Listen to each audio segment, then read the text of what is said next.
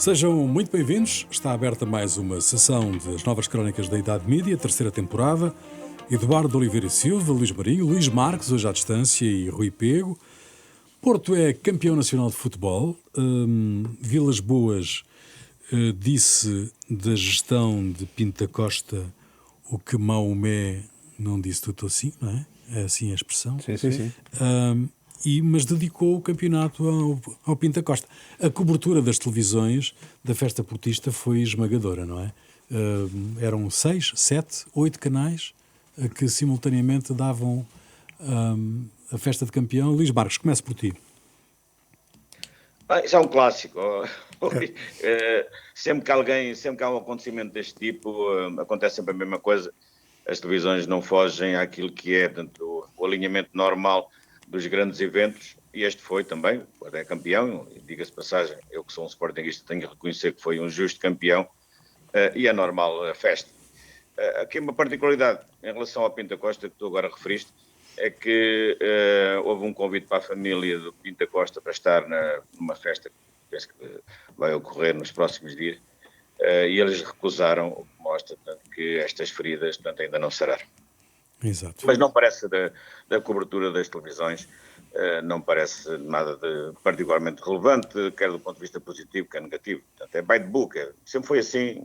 E assim será. E assim será. Toda a gente cola e ninguém descola. Não é? Exato. É o normal também, acho que o Luís Marques tem razão. Tem razão em duas coisas. Eu também, como sportinguista, também acho de facto que o Porto mereceu ganhar o campeonato, por muito que me custe dizê-lo, mas de facto é verdade.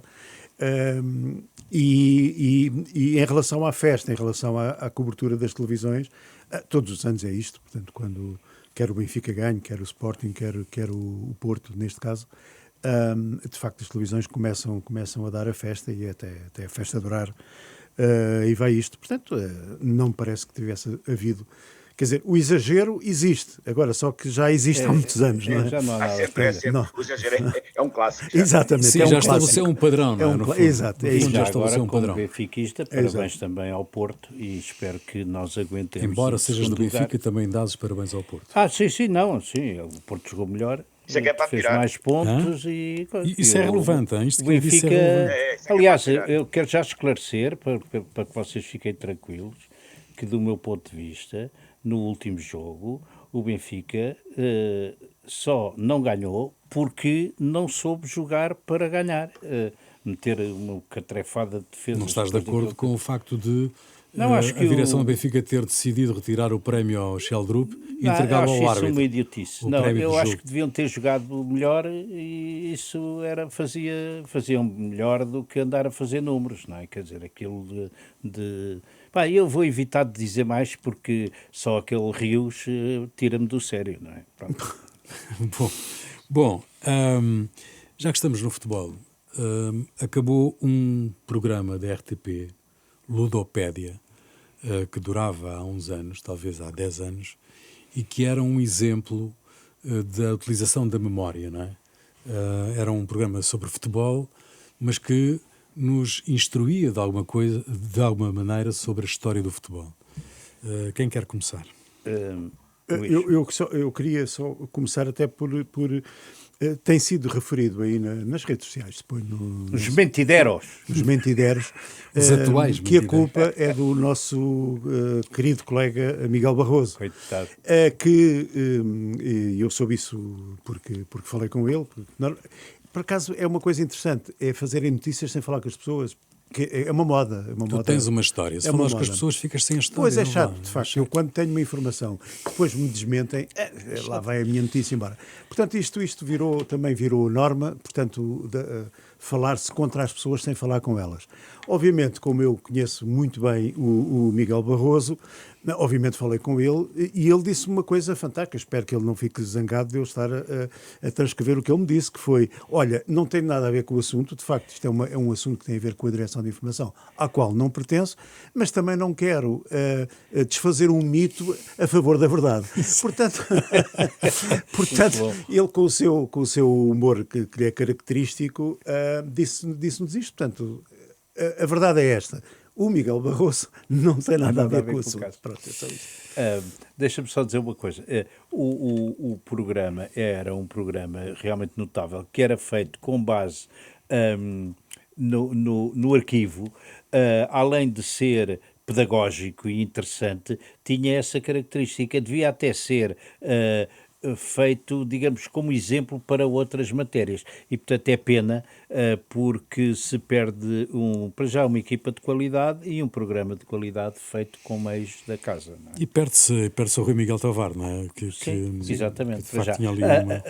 Relativamente aí ao futebol, também há outra coisa sobre a final da taça, não é? Sim, exato. A semifinal. A RTP não transmitiu não o ter Torriense transmitido, FAF, pois. não é? Sim. Mas deixa-me ouvir o Luís Marques sobre isto Ele sabe da mais ludopédia. Luís, já deixa de existir, com o fim da ludopédia, a história do futebol na televisão, não é? Acho pena, porque o programa era um bom programa, feito por jornalistas muito talentosos até, inclusive, e perde-se uma marca. Curiosamente, recordo, talvez aí os nossos amigos se lembrem, que esta marca foi usada há muitos anos. Penso que foi pelo João Querido Manha, que tinha uma crónica, tanto que na altura surpreendeu pelo nome, não é? Ninguém usava esta marca para falar do futebol, e ele tinha umas crónicas muito interessantes. Depois essa marca foi recuperada, e ainda bem, e o programa era interessante. Enfim, não sei as razões porque acabou, mas tenho pena que tenha acabado. E passava em vários canais, em várias horas. O serviço da RTP exclui o Torriense e o FAF? Exclui, sim, para transmitir o Sporting com o Porto, aliás, um jogo muito emotivo, e depois a segunda meia-final, There is no, enfim, não se percebe, enfim, eu sei que o mundo é dos ricos, mas também nem tanto ao mar, nem tanto à terra. Eu não percebi, houve alguma explicação da RTP para esse Que eu facto, ou tenha não? Que eu visto, tenha não. visto, não, também. Que é estranho, eles tinham os direitos, ou não? Deviam ter, Ou só se tinham os tinham para o direitos a primeiro. uma semifinal, não sei. Não sei. Imagino, não sei. Se tinham os direitos às duas semifinais, Sim. é estranho que não tenham emitido a segunda. Muito Já- estranho mesmo. Já agora, o nome completo do programa é Grandiosa Enciclopédia do Ludopédia. Exato. Exato, muito bem. Bom, As crónicas do Manha eram só ludopédia. Ludopédia, sim. pois. O RTP tem uma nova provedora do telespectador, Carla Almeida Santos, professora da Universidade Católica, onde foi Não, de vice-reitora. Coimbra. Da Universidade de Coimbra, desculpa. Onde foi vice-reitora. Chama-se Ouvir Quem Vê, portanto, a Voz do Cidadão desaparece, é o novo título para a Voz do Cidadão, do tempo do Paquete Oliveira, presumo eu, desde o início. A nova provedora faz um programa por mês e não um todas as semanas, o que me parece uma decisão acertada, porque não há nada na lei que implique, que determine que o provedor tem que ter um programa semanal. Como é que vocês olham para esta inovação, digamos assim? Eu pessoalmente não tenho objeções, a pessoa é uma pessoa bem preparada. É pena porque foi eleita há muito tempo e levou quase 6 meses para começar o programa, não percebi porquê. Mas o Ouvir Quem Vê, gostava mais da Voz do Cidadão do que Ouvir Quem Vê. A ideia parece-me, é aceitável que haja um único programa por mês, penso que é no último sábado de cada mês, e que depois haja apontamentos de 1 minuto e tal. Aliás, foi desejo de alguns provedores, várias vezes manifestado, no tempo em que eu lá estava, pelo menos, falavam disso, poderem intervir, não necessariamente com programas que depois acabam por ser um bocado desgastantes e tal, e poderem intervir em cima da matéria, pontualmente e tal. Não me parece uma má solução. Luís Marques. Bom, não tenho sobre isso particularmente nenhum comentário particular. Se essa é o melhor... Quer dizer, é importante o papel do provedor. Se o papel do provedor se materializa para além do programa, no tipo de apontamentos, e que o programa seja mensal, desde que o provedor funcione e seja realmente a voz do cidadão, que era o nome que tinha anteriormente. Isso é que é importante. Eu recordo apenas aqui que o primeiro, e em memória, que o primeiro provedor foi o grande Paquete Oliveira, que fez, portanto, criou escola e, portanto, fez um grande trabalho, e a partir daí, portanto, definiu, portanto, um parâmetro de qualidade, portanto, que penso que genericamente se tem mantido até hoje, e que é muito importante que se mantenha, porque a RTP, como serviço público, precisa ter esse contacto com o espectador e com o cidadão, e que o mantenha desta maneira ou de outra, o que interessa é que o mantenha. Bom, a RTP está a viver um período complicado, as contas também não ajudam, 4 milhões é o resultado operacional negativo em 2025, depois de 15 anos de execuções orçamentais no verde. As redações têm-se levantado, sobretudo com questões editoriais e com a coordenação da chamada Casa das Notícias, assim como a Comissão de Trabalhadores, mas isso também não é surpreendente, veio publicamente dizer que o Governo está a asfixiar a RTP. Também não é uma surpresa. Mas, de toda a maneira, é um ambiente que não se via há algum tempo na RTP, não é? É assim, talvez há algum tempo não se visse estas movimentações, mas de facto a RTP tem vivido muito disto, não é? Para nós não é nenhuma novidade este tipo de intervenção da Comissão de Trabalhadores e menos, normalmente, dos Conselhos de Redação, mas também, pontualmente, os Conselhos de Redação têm feito algumas intervenções. É assim, portanto, nós não estamos lá dentro, não conhecemos as coisas em profundidade, só aquilo que se vem dizendo ou aquilo que vamos sabendo, mas o ambiente que se vive na RTP não é um bom ambiente. Eu tenho falado com algumas pessoas que vão lá dar umas entrevistas, por exemplo, e sentem, mais uma vez, aquele espírito da RTP que nós todos vivemos e que tentámos ultrapassar no nosso tempo, que é os braços caídos. Portanto, as pessoas tristes, desmobilizadas, não é? E nós sabemos que isso é um problema endémico da RTP, quando não há lideranças fortes que puxem pelas pessoas, que as motivem, que lhes criem desafios, etc, etc. E, portanto, o que se vive neste momento é outra vez esse ambiente de facto, de braços caídos, de pessoas desmotivadas e que estão ali, ok, a cumprir os mínimos, não é? E eu penso que é este o ambiente que se vive outra vez na RTP. Dá uns anos esta parte, aliás. É um momento complexo, porque nós também estamos a aproximar do momento da renovação do Conselho de Administração. Este Conselho de Administração que está de saída foi um Conselho de Administração que, a meu ver, ficou claramente aquém daquilo que devia fazer, independentemente da qualidade que as pessoas tenham, e não tem causa, mas ficou aquém.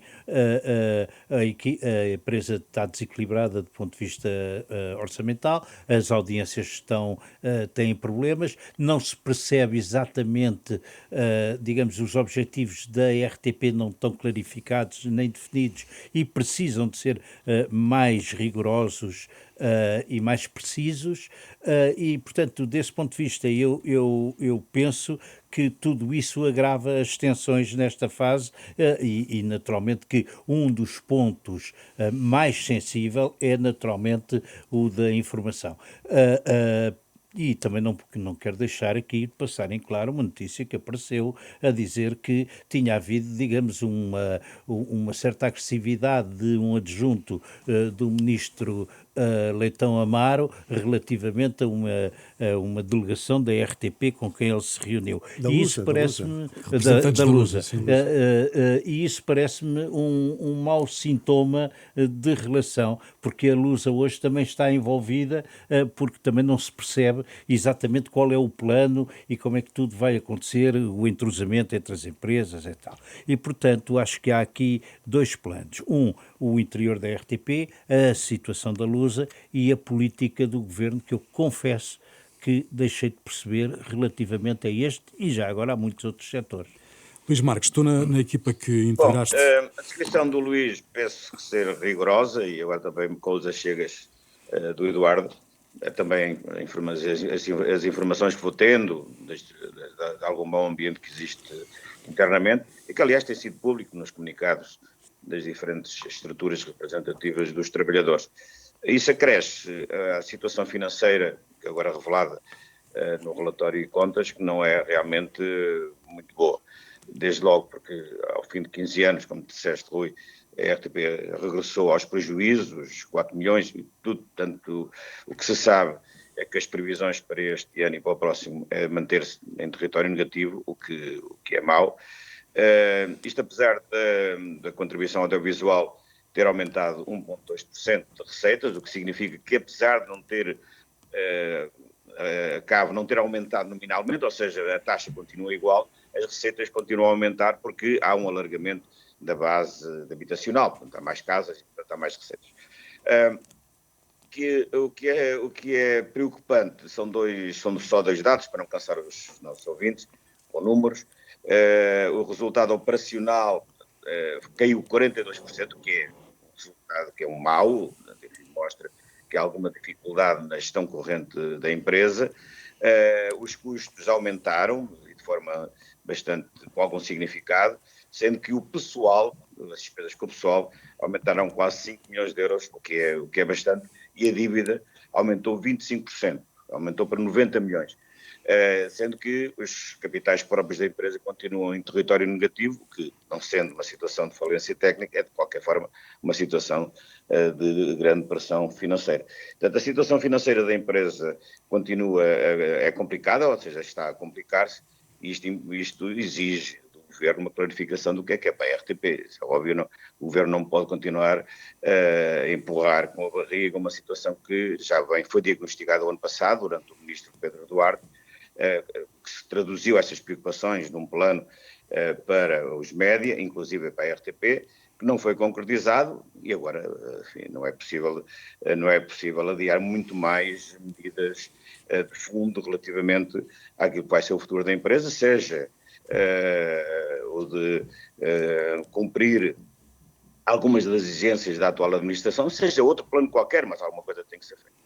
Mas isto acontece, meus amigos, num momento em que na Europa, Grã-Bretanha, França, sopra um vento político complicado com relatórios, como nós falámos aqui a semana passada, e tu próprio, Luís Marques, trouxeste essa questão do relatório da Comissão de Inquérito Parlamentar Francesa sobre o serviço público em França, e portanto digamos que há aqui um vento que começa a empurrar o serviço público para zonas muito complicadas e no centro, nós não abordámos apenas isso aqui a semana passada, no centro dessa questão começa a dizer-se que está um senhor que se chama Vincent Bolloré, que é, presumo eu, um dos donos da Vivendi e que está no centro daquilo que é os média privados franceses, não é? Sim, e a levantar uma onda em França de preocupação, porque este senhor é dono de um verdadeiro império, não é? Sim. Lembrem-se muito rapidamente jornais e revistas, a rádio europeia, Europe 2, RFM, empresas de formação, televisão, vários canais de televisão, é dono até de produtoras de espetáculos ao vivo, de música, é dono de um império de edição, começando logo pela Hachette, de editoras, portanto, começando logo pela Hachette Livre, que tem para aí 12 editoras ligadas, é dono, do ponto de vista da comunicação, é dono da Havas, ou da Havas, como quiseres dizer, produção audiovisual, lojas, enfim, é um império que este homem tem e que é, segundo o acusam agora, segundo a esquerda o acusa, é um homem da extrema-direita, ou um homem que pelo menos está a favorecer, de certa forma, a extrema-direita. E está tudo um bocadinho a fazer as contas às presidenciais de 2027, portanto, o ano que vem, e aí será, digamos, a primeira prova para medir que impacto é que tem esta concentração dos média nas mãos do senhor Bolloré. Acho que vale a pena lerem, quem puder, evidentemente, um artigo do dia 2 de maio do Público, assinado pela Inês Chaíça, que faz um excelente artigo sobre este senhor e sobre tudo aquilo que ele representa em França. E ele foi acusado, Luís Marques, de ter tido uma intervenção quase direta na produção do relatório da Assembleia Nacional Francesa. Sim, a semana passada penso que en passant, já que estamos muito bem. Da França, referi isso. Na realidade, portanto, o relatório e o indivíduo que o fez estão sob suspeita de ligações diretas ao Sr. Belloré, porque, ao que se diz, ele tem a tentação de ficar com uma parte do espólio do serviço público, nomeadamente de alguns dos seus canais, ou pelo menos de um canal de televisão e também de rádio, reforçando o seu já grande império. Vastíssimo império. Vastíssimo património. Bem, a acusação parece consistente de que ele tem uma forte ligação à agenda da extrema-direita, talvez não diretamente à extrema-direita francesa, mas à temática ideológica da extrema-direita. Isto parece ser óbvio. Desde logo pela orientação editorial dos jornais e dos meios de comunicação que controla, e também por um tema que houve recentemente numa editora em que uma parte dos autores, portanto, saiu por oposição portanto, à medida que ele foi tomada por saíram por ele, não sei se foi por ele, 250. em mano dele, de substituir um diretor-geral, portanto, que aparentemente O senhor não estava alinhado. Olivier Norat. Portanto, há aqui algumas preocupações que são justificadas. Diz, Eduardo. Rui, não sei se posso fazer, eu vou entrar aqui com uma coisa, porque tem a ver com o ambiente geral em França. Eu anteontem estava a ver um noticiário francês da TV, da Antenne 2, e ouvi o discurso do Mélenchon. E o Mélenchon, isto dá bem o ambiente de ódios que existe em França. Os americanos, não sei se bem se mal, dizem Epstein e não Epstein. Porque não dizem Einstein, dizem Einstein, não é? Portanto, e o que é que o Mélenchon parte disto para dizer o quê? Ou dizer-se e transportar-se para o mundo o nome como Epstein, isso tem a ver com uma tentativa de limpar a origem judaica e dar indício de uma ligação à Rússia, o que é extraordinário do ponto de vista da manipulação. Eu confesso que não sei porque é que não chamam Epstein ou Epstein, não faço ideia, mas é extraordinário o pormenor a que estas coisas chegam em França e é muito significativo das tensões que se estão ali a acumular, porque a França é um barril de pólvora. E da cabecinha do Mélenchon. Sim, exatamente. Sim, não, claro, Mélenchon, está bem, que é candidato às presidenciais. Sim, mas quer dizer, mas se a gente olhar para os outros candidatos, também é capaz de gente normal, acho que só o Edouard Philippe, não é? Mas nós falamos muito de extrema-direita e das ligações da extrema-direita e da intervenção da extrema-direita, ou da direita musculada, como lhe quisermos chamar, nos assuntos do Estado, mas parece que ressurge ações diretas da extrema-esquerda, não é? Com atentados e com boicotes terroristas, praticamente, não é? Praticamente não, terroristas. Hoje, agora, o que vocês estão a referir tem um aspecto traduz-se num dado que é de facto muito preocupante, que é uma pluralização da política francesa. Estamos a falar da França, mas também da Alemanha, agora podemos passar também à Alemanha, que é o desaparecimento do centro e o crescimento dos extremos, tanto à direita como à esquerda.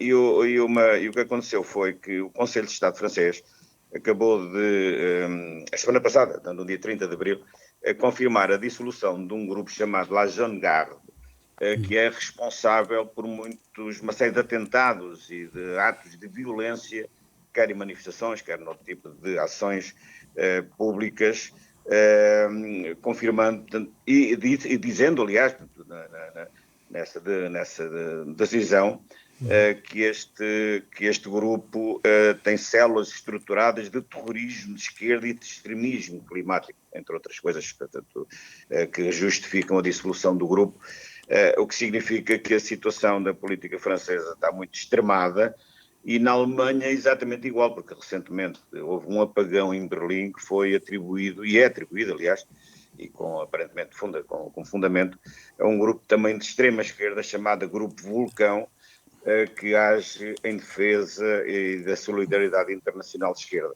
Portanto, ou seja, a polarização da política, tanto na Europa, em particular, e nestes dois grandes países, está a crescer.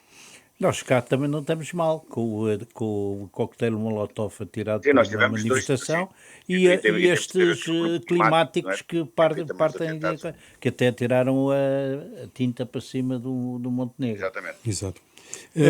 Nós estamos a gravar quarta-feira, deixa-me só dizer isto, Luís. Estamos a gravar quarta-feira e cai aqui a notícia que morreu Ted Turner, fundador da CNN, tinha 87 anos e foi ele que nos pôs de alguma maneira a ver notícias 24 horas por dia, não é? Sim, sim. O que é verdadeiramente... Foi um visionário, não é? Visionário. Um pioneiro e um visionário, sem dúvida nenhuma. E um homem que montou uma empresa que resistiu a muitas coisas, e nomeadamente ao primeiro mandato do Trump, e tem resistido, so far, até a este segundo mandato, com alguma dificuldade, mesmo assim. Ele conseguiu um grande feito, para além de ter criado o primeiro grande canal de informação mundial. Conseguiu fazer uma coisa muito interessante, que foi transformar a CNN numa instituição que de alguma forma representava a política externa americana no mundo. E isso é muito interessante, a maneira como ele fez isso. Sem dúvida nenhuma. Bom, televisão. Luís, ias dizer qualquer coisa? Luís não, ia só dizer que, pelos vistos, estamos outra vez a viver a era dos extremos, lembrando o livro do Eric Hobsbawm, não é? Que ele falava do século XX, mas não sei se o século XXI não será também, ou talvez até mais, a era dos extremos, não é? Mas agora faz hoje um ano de mandato do Sr. Merkel, o chanceler alemão. As sondagens são muito más para ele. Ele neste momento está em níveis de popularidade muito, muito baixos. É o chanceler menos popular da história. Tem uma popularidade na Alemanha inferior à do Trump nos Estados Unidos, o que é surpreendente e extraordinário. E isso revela que há aqui uma erosão do centro político, que é também muito preocupante para a Alemanha, e para o resto da Europa. Sem dúvida nenhuma. Bom, abril está feito, a TVI ganhou as audiências por décimas, de resto. Não sei se as contas estão fechadas já completamente, Luís Marques. Não, há sempre aqui um dado que é o consolidado, que são as audiências durante uma semana, e que o mês passado fez com que a SIC tinha perdido o mês nas audiências tradicionais, depois tenha recuperado a liderança com o consolidado. Portanto, só ao final desta semana é que saberemos exatamente como é que faz fechar o mês. Naquilo que é normal, nas audiências diárias, a TVI ganhou efetivamente por uma décima de share, o que significa, mais coisa, menos coisa, 3 mil espectadores. Foi mesmo ali, portanto, em cima da linha, representa na realidade um impacto técnico, tendo que é uma situação de equilíbrio que tem marcado as audiências entre as duas televisões nos últimos tempos, praticamente no último ano. Há aqui uma grande polarização entre os dois canais, mas também uma grande diversidade, portanto, e uma grande fragmentação das audiências. Vamos ver como é que isto vai acabar. A TVI, a RTP mantém-se estável à volta dos 10,7, enfim, bastante abaixo da TVI e da SIC. E nos canais de informação o que se registra é uma aproximação da SIC Notícias já à CNN. A CNN continua a ganhar, mas com uma diferença já bastante pequena das SIC Notícias. E os dois bastante à frente da RTP e da NOW. Sendo que a RTP é a última, o que significa que todo o processo de reestruturação da RTP Notícias não está a resultar como os seus responsáveis gostariam. Bom, a Presidente da Câmara de Coimbra, Ana Brunhosa, pediu publicamente desculpa pela declaração sobre o jornalista da Lusa que cobre a autarquia. Não é habitual os detentores de cargos públicos virem a público pedir desculpa. Não, quer dizer, nós já percebemos que que a senhora Presidente tem um bocadinho o coração ao pé da boca, como se costuma dizer, mas é saudável que ela tenha reconhecido que errou e que diga publicamente que errou. De facto, é verdade que raramente isto acontece. O Eduardo há pouco dava aqui conta daquela história de um assessor do ministro Leitão Amaro, que tratou mal o conjunto de trabalhadores da Lusa que esteve lá a falar cordialmente com o ministro. E é verdade que o gabinete depois disse que de facto a atitude daquele senhor tinha sido lamentável e tal, portanto na prática pediram desculpa, mas isto também revela um bocadinho, no caso dos assessores, eles incorporam, uma boa parte dos assessores incorporam o poder do ministro. Exato. E acham-se tão poderosos como o ministro e até tão autoritários, muitas vezes mais autoritários que o ministro. Sim. Eu vivi isto N vezes durante a minha vida com assessores que achavam que eram ministros e que queriam pôr e dispor. E nós olhamos para isto, não é? E dizemos assim, são pessoas que naturalmente toda a vida foram mandados e que de repente aparecem ali ao lado de um ministro e pensam, eu também sou um bocadinho ministro, de maneira que deixa-me cá, sou um pequeno ministro, de maneira que deixa-me cá exercer o meu poder enquanto posso, não é? Exato. Eduardo, Luís Marques. Não sei se o Luís quer dizer alguma coisa. Não tenho assim nada. Eu acho que... acho que o Luís disse tudo. A Presidente da Câmara de Coimbra tem que se acalmar de vez em quando. Já tinha tido uma altercação com o Ministro da Há um conteúdo de humor aqui na Renascença que se chama acalmar, eu não sei o quê. Mas ao menos tem essa virtude. Vamos acalmar imediatamente. Depois cai nela e enfim, o que é bom, apesar de tudo, não é mau. Bom, outra notícia desta semana que é muito complicada, que é a história absolutamente miserável da violência inominável da Esquadra do Rato. Não merecia também um pedido de desculpas do Comando-Geral da PSP? Ou fez e eu não dei por isso? Rui, eu não tomei nota de nenhum pedido de desculpas, mas aqui eu queria só reportar-me, penso que há 8 meses atrás, quando nós falámos disso aqui, e eu chamei a atenção para os primeiros sinais dessa situação. E há uma coisa que eu queria reafirmar e que disse naquela altura. Aqui nós temos um problema com a PSP e podemos ter com outras forças de segurança, mas temos que olhar para a nossa sociedade. O que está a acontecer, e isto está provado, é que o universo alguns destes agentes têm 20 e tal anos.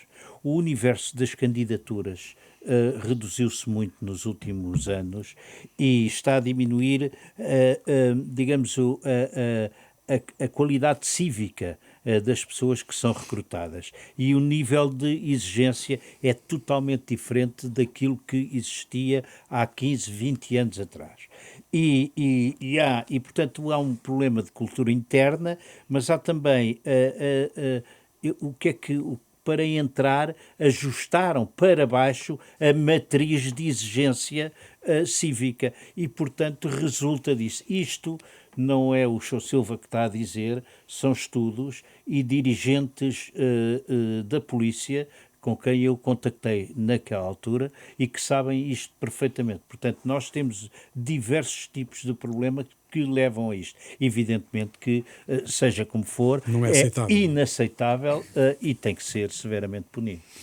Pois, aquilo que o Eduardo disse, eu concordo absolutamente, e é um problema que se reflete depois no dia-a-dia do cidadão, isto é, as pessoas não podem perder a confiança na polícia. Eu tenho hoje um exemplo, eu passei de táxi em frente à Esquadra do Rato, não é? E o senhor, o taxista, disse assim, olha aqui a esquadra dos malandros e tal. Portanto, e nós sabemos que quantos taxistas incorporam um bocadinho o sentir do cidadão comum, não é? Sim. E falámos até um bocadinho disso, ele disse, as pessoas cada vez têm menos confiança na polícia e tal. E porque isto, de facto, é um drama, não é? Aquilo que o Eduardo disse tem toda a razão. De facto, é verdade, de certeza absoluta, ele viu os estudos, mas sente-se que, de facto, com a dificuldade que há de recrutar novos polícias, de facto é evidente que a malha se abriu Exatamente. e certamente, de facto, a exigência é cada vez menor, o que é um drama. O que é um drama, porque nós não podemos baixar o patamar de exigência para forças de segurança, como é evidente. Senão nós estamos a baralhar forças de segurança com bandidos, coisa que é completamente impensável, não é? A nova lei da nacionalidade, Luís Marques, que o Presidente da República promulgou no domingo, não vai agravar ou não pode agravar este estado de coisas? Bom, esperemos que não. Há duas notas, concordando genericamente com o que foi dito pelo Luís e pelo Eduardo, há duas notas que eu gostaria de referir. A primeira é algo que já foi dito, mas que convém sublinhar. É estranho, muito estranho, que estes trágicos acontecimentos tenham como protagonistas jovens, polícias tão jovens. Exato. Já tinha acontecido na morte aqui recente, num bairro aqui perto de Lisboa, em que morreu um cidadão, penso que de origem cabo-verdiana, se a memória não me falha, e que tinha sido protagonizado também por um agente com um pouco mais de 20 anos, ou 21 ou 22 anos. E agora também isto aconteceu aqui nesta tragédia, e aqui há uma coisa que não bate certo, não é? Uma coisa está mal, não é só a formação da polícia, não é só a forma como são selecionados, é porque é que pessoas tão jovens, não é? com esta responsabilidade em cima, cometem este tipo de atos, não é? fazem essas coisas. É estranho, alguma coisa está mal. Não sei exatamente o quê, mas temos que ser, alguma explicação tem que ser dada. Depois, há uma coisa estranha, que é a sequência dos factos que temos vindo a conhecer. Primeiro, isto começou por um pequeno grupo, eram 4 ou 5, detidos, presos. Depois passou para 24, agora já mais recentemente, e as notícias de hoje, quarta-feira, apontam que isto pode envolver 70 polícias. Mas já não estamos a falar de um facto isolado, não é? Exato. 2 ou 3 pessoas com fardas que se passaram da cabeça, que têm comportamentos anómalos e que fizeram algo impensável. Estamos a falar já de cumplicidades de várias ordens que envolvem eventualmente 70 pessoas, 70 polícias. Isto é uma coisa extraordinária e que questiona a própria polícia, tanto a autoridade policial, uma coisa está a passar mal, profundamente mal, quando isto envolve um número tão grande de agentes. Alguma explicação tem que ser dada, seja pela SP, seja pelo ministro, que aliás tem estado muito bem, seja pelo governo, seja quem for, mas existe aqui alguma explicação mais profunda. Eduardo. Não, eu ia pegar no tema inicial, a lei da nacionalidade. O Presidente da República promulgou a lei no domingo, que achei curioso, não é? Há muita pressa. E, portanto, ela deve estar para ser publicada. Eu vou só notar duas coisas. Há aqui uma coisa que me parecia que podia ter sido ponderada, isto é a minha opinião, mas é assim, a lei o prazo transita de 5 para 10 anos, tirando para cidadãos da CPLP e da União Europeia. Ora, a meu ver... CPLP e expressão portuguesa, Brasil também incluído. Sim, Brasil também. E para a União Europeia. Pois é. Mas eu acho que nós temos cá uma grande comunidade ucraniana, um país invadido, um país que pretende entrar para a União Europeia, é um país que sofre. Nós temos cá muita gente que está a fazer 5 anos que houve a invasão, e portanto eu acho que não caía mal a Portugal fazer uma equiparação aos cidadãos da União Europeia e aos cidadãos da lusofonia, e portanto... A regulamentação da lei pode incluir essa exceção? Não sei, não faço ideia, mas não está previsto, mas podia ter estado previsto. Nós o que fizemos pela Ucrânia foi mandar para lá os Kamov, que estavam todos partidos, não é? Não fizemos só isso. Não, fizemos mais. Depois falámos. Temos estado aqui a receber feridos, etc. Está bem, não fizemos só isso, mas pronto. Fizemos pouco. Sim. Olha, pelo menos a papelada podiam ter tratado as pessoas. E eu sei do que falo, já estou com a outra. Mas, Rui, só uma nota. Sim. Posso? Sim, para avançarmos para os enigmas, sim. Só uma nota muito rápida. O que é interessante na lei da nacionalidade e na aprovação do Presidente da República é que o Presidente da República está a causar mais incómodo, quer neste ato concreto, como noutros, ao Partido Socialista do que ao Governo, que não deixa de ser extraordinário. Exatamente. Bom, já a seguir os grandes enigmas e outras histórias. Os grandes enigmas, quem quer começar? Eu posso começar, já que estávamos a falar do Partido Socialista. Mariana Vieira da Silva admitiu, enfim, de certa forma, candidatar-se à liderança do PS. Enfim, pelo menos não descartou a hipótese lá mais para a frente, não é assim tão importante. Entretanto, aceitou representar o PS no grupo de trabalho para o Pacto Estratégico para a Saúde, que foi, como sabem, criado pelo Presidente da República e liderado por Adalberto Matos Fernandes. Campos Fernandes, desculpem. Só que ela já disse que não acredita lá muito na eficácia do pacto, mas então, se não acredita na eficácia do pacto, se acha que isto é uma coisa para inglês ver, porque é que lá está e para que é que lá está? Luís Marques. Bom, eu estou aqui, vou sair daqui agora para um funeral que devia ter acontecido na segunda-feira ou, enfim, na pior das hipóteses, ontem, terça-feira. Hoje é quarta-feira. E não aconteceu porque aquelas coisas estranhíssimas que nos surpreendem, a família destes meus amigos não conseguiu levantar o corpo de uma pessoa que morreu no domingo. E não conseguiu levantar o corpo porque no Hospital de Leiria, onde a pessoa faleceu, estão em greve. Há uma greve dos enfermeiros e dos auxiliares que impede que a burocracia que liberta dos corpos